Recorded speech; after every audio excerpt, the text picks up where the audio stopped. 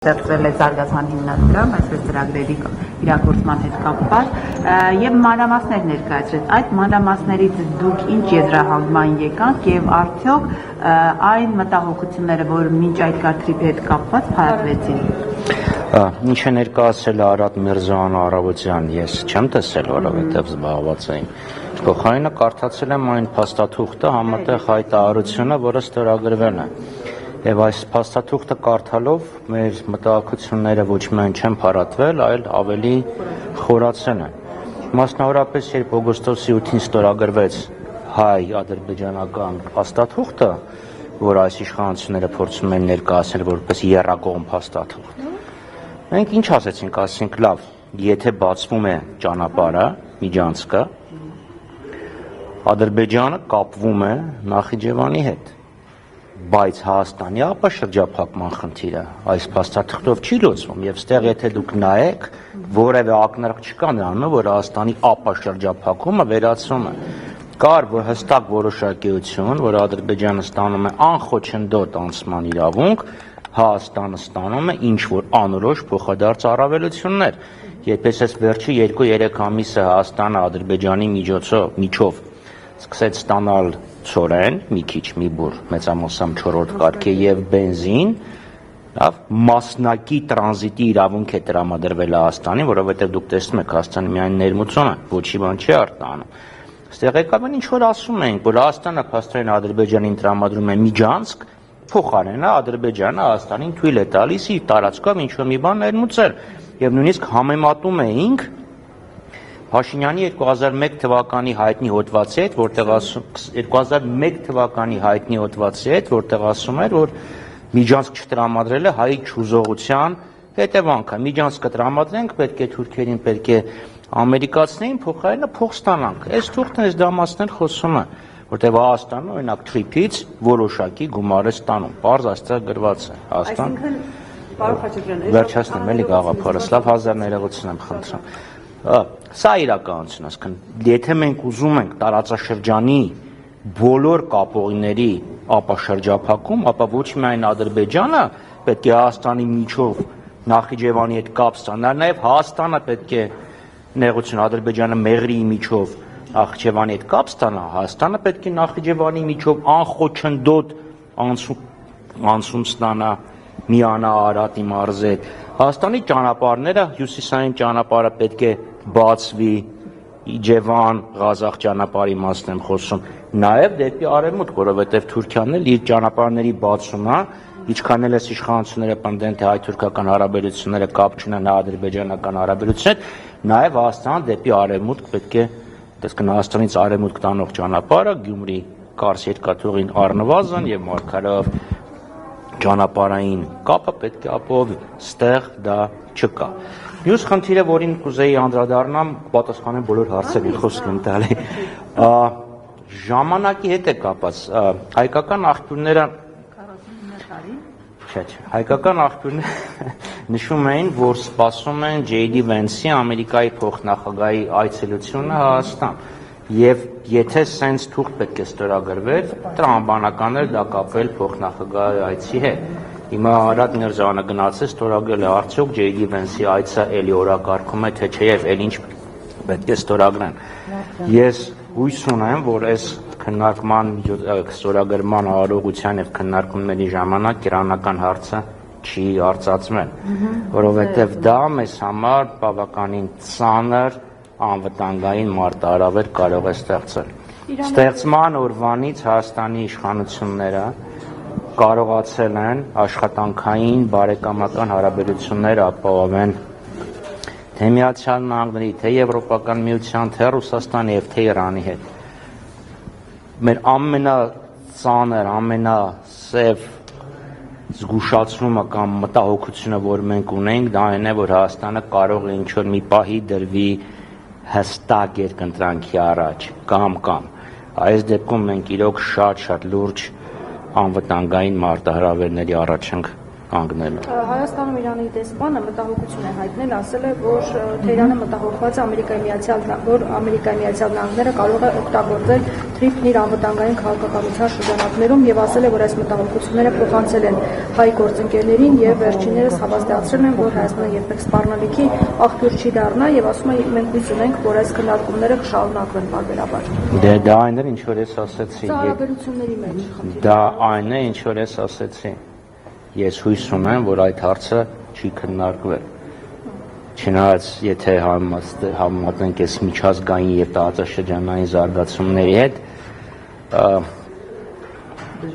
դժվար թե քննարկված չլիներ եւ ստեղ էլ եմ ասում, եթե Հայաստանի առաջ հարդրվի եւ խոսքը միայն 25%-անոց ներողություն կամ եւ խոսքը մենակ 25%-անոց մաքսային տարիֆներին չվերաբերվել։ Այդ դեպքում մենք շատ լուրջ անվտանգային խնդիրների առաջ ենք կանգնելու։ Հավասար չենք կարող մենք Ամերիկայի հետ քննարկել, թե ով պետք է լինի այդ ճանապարհին, քանի որ մեծ մասը փաստորեն իրենց է պատկանում։ Ստեղ տեսեք, մի քանի խնդիր ան է դրված։ Առաջինը իրավական ռեժիմ, ակնհայտ է, որ իրավական ռեժիմը, որը գործելու այդ ճանապարհի վրա, տարբերվելու է այլ իրավական ռեժիմից, որը գործում է դիցուկ M1 միջպետական մայրովի վրա։ Այսինքն դա արդեն միջանցք։ Դրա վրա Հայաստան ունի ինքնիշխանության սահմանափակ։ Մյուս ովքեր են կառավարելու։ Հիմա 26-74-ը, 76-24, ինչևէ, 1/3 դա կառուցապատման իրավունքին է վերաբերում։ Հիմա front office, back office, ով է ստուգելու, ով է թույլտվությունը տալու։ Ստեղ իհարկե կան խնդիրներ։ Բայց մյուս կողմից իրանական կողմը ունի լուրջ մտավախություններ, որ շինարարության պատրվակի տակ նաև այլ ուժեր կարող են տեղակայվել։ Եվ դա Հայաստանի համար լուրջ խնդիրներ կարող է ստեղծվի։ Այսինքն մենք որ ասում ենք, գիտեք, այն որ դուք թռի-բռի sense բաներ եք անում, դեռևս 21 թվականին, որ ասում եք, դե ինչ կա ռուսները թող լինեն Ղարաբաղում, իսկ սոտ խոզնավարում թող այլ երկրներ լինեն։ Հայաստանը կարող եք դարձնել տիտանների մարտադաշտ, իսկ դա Հայաստանի համար լուրջ գլխասավան կարող է լինել։ Վերահսկելու եւ այս դեպքում մեղվում են բոլոր այդ խնդիրները։ Ահա։ Ժողովուրդ, հասկանում եմ։ Հիմա այս տեքստը որ կարդում եք, երևում է, չէ՞ որ ինչ որ գրված է եղել, հետո մի բան ավելացված է եղել եւ ամենայն հավանականությամբ ինքնիշխանությունը հենց այն որ Հայաստանը գրել է։ Որովհետեւ մյուս խնդիրը այս հարցն է, չէ՞ որ անընդհատ վեճի առարկա է դառնում նաեւ Ադրբեջանի կողմից։ Հիմա այսինքն այս հարցը կարող եք ասել, որ ամբողջապես լուծվում է։ Չէ, չեն կարող ասել, որովհետեւ երեք կողմ է, այս երեք կողմ է ստեղ ներգրաված, ընդ որում չմոռանանք, որ այն մյուս երկու կողմերին Ամերիկան կողմը նախագահ Թրամփի խոստովանությամբ ուժով է բերել նստացել եւ այս թուղթը ստորագրել տվել։ Նեթանյահուի հետ վերջի հանդիպմանը դեկտեմբերին, չէ, Մարալագոն ինչ ասեց, ասեց, չէին ուզում 2% մաքսատուրք դրեցի, եկան ստորագրեցին։ Այնպես որ եթե այդքան շատ լավ թուղթ լիներ, ինչի էր պետք ստիպել, որպեսզի հայկական կողմը գար ստորագրել։ Մյուսը էլ եմ ասում, գործելու այլ իրավական ռեժիմ, որը Հայաստանի ինքնիշխանության սահմանափակում է ենթադրում։ Մնացած հարցերը դրանից են բխում։ Հարցեր եք տալիս, որը ես չեմ կարող իմանալ, որովհետև դրանք գաղտնի բանակցություններ են ամերիկյան եւ հայկական կողմից։ Որ ամբողջապես Հայաստանն է ասում, արդյոք ամբողջապես ամրագրված է դա ես դա ուզում հասկանալ։ Ես էլ եմ ասում, նախնական փաստաթղթում օգտագործվում է անխոչնդոտ անցման իրավունքը։ Լավ, անխոչնդոտ անցում։ Հիմա այդ անխոչնդոտ անցումը ինչ հայրանից ներկայացնում։ Ենթադրենք, եթե որևէ բելգիացի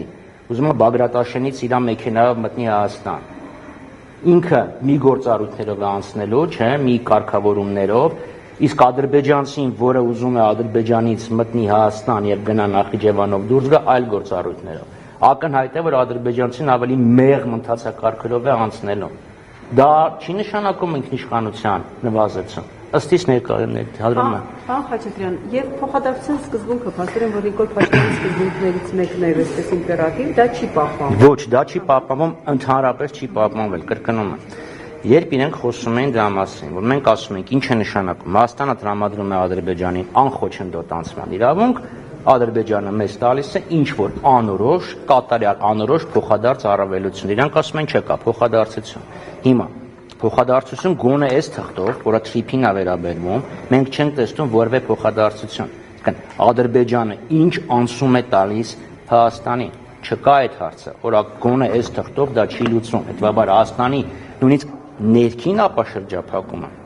Շունիկից Արարատի մարզ մինիմալ հարց է, չի լուծվում սրանով, ավելին ասեմ, ստեղ եթե դուք տեքստին ծանոթ եք,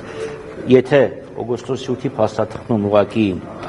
թրիփի մասին էր խոսում, ստեղ մի քիչ ավելի մանրամասներն, այսինքն ստեղ կա երկաթուղի, ստեղ կա ճանապարհ, ստեղ կա էներգետիկ ենթակառուցվածքներ, թվային ենթակառուցվածքներ, քան Հայաստանի տարածքով գոնե այս թղթով հոսանքալարեր են անցնելու, հոսանքի գծեր են անցնելու Ադրբեջանից Նախիջևան։ Ակնհայտ է, չեն ուզում, որ Նախիջևանը ուրիշ տեղից հոսանք ստանա։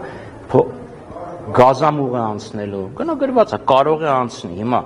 եթե կա Բաքու, Թբիլիսի, Էրզրում գազամուղը, այս ինչ երրորդ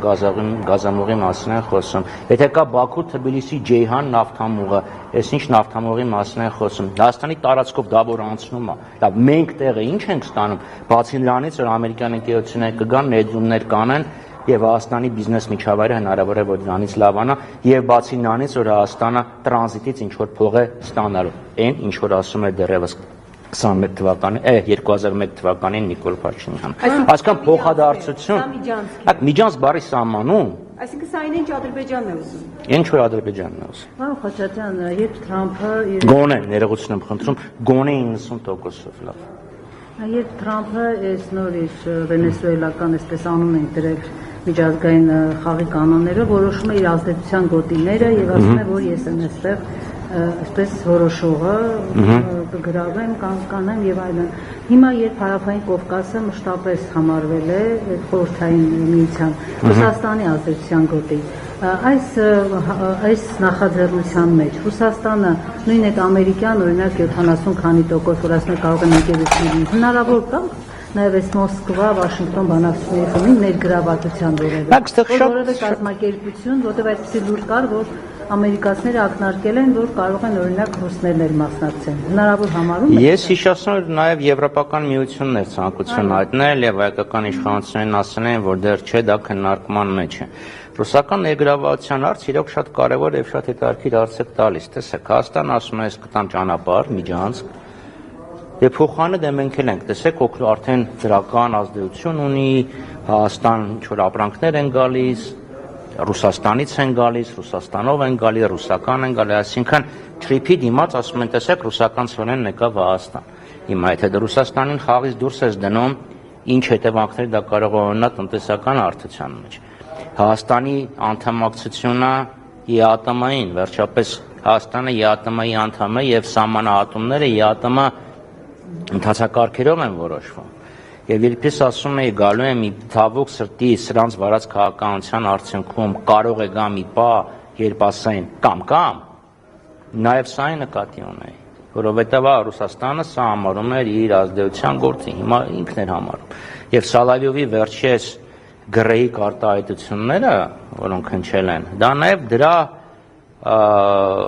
բովանդակային բազիսը նայենք, էլի, այո, Ամերիկան ասում է Ամերիկան մարտհամակը իմն է, լավ Պանամայի ջրանցքը իմ համար շատ կարևոր է, Գրենլանդիան Ամերիկային ավելի մոտ է, Արկտիկ շրջանին ավելի մոտ է, դա իմն է։ Հիմա նույն տրամաբանությամբ ռուսները կարող են ասեն դե սա էլ իմն է։ Եվ այստեղ արդեն այս գեոպոլիտիկ բախման չինացիները մյուս կողմից կան, որտեղ ստեղ նաև միջին միջանցքի տրանսկասպյան ուրեմն միջանցքը դա նաև միջին միջանցքա կոչում այս հարցը կա եւ այս հարցերում այս արտաքին քաղաքականությունը լուրջ իրանց վարած կարող է լուրջ խնդիրների առաջ կանգնացնի Հայաստանին եւ ելի եմ ասում Իրանի հարցը ենթադրաբար այս ոճի թուղթ պետքա ստորագրվեր J.D. Vance-ի գալու ժամանակ դա իմ ենթադրությունն է Արդյոք J.D. Vance-ը այլևս չի գալու, եթե գալու է ինչ են ստորագրելու կամ ինչի Արադ Միրզոյանը սենց արագ գնաց։ Կարծում եմ Ես կարծում եմ, որ այո, ես կարծում եմ, որ կա այդ խնդիրը Իրանում այս անորոշությունների եւ ռիսկային ֆոնի վրա է դա տեղի ունեցել, հիմա չգիտենք։ Կարծում եմ այո, եւ ստեղ էլ եմ ասում շատ լուրջ խնդիրներ կան, որովհետեւ մեր անվտանգությունը, անկախությունը մենք կարողացել ենք ապահովենք գոնե մինչեւ 20 թվական, որովհետեւ ունեցել ենք ազնիվ աշխատանքային հարաբերություններ թե հյուսիսի, թե հարավի, թե արևմուտքի, թե օվկիանոսից այն կողմ արևմուտքի հետ։ Այստեղ ես այդ ռիսկը տեսնում եմ։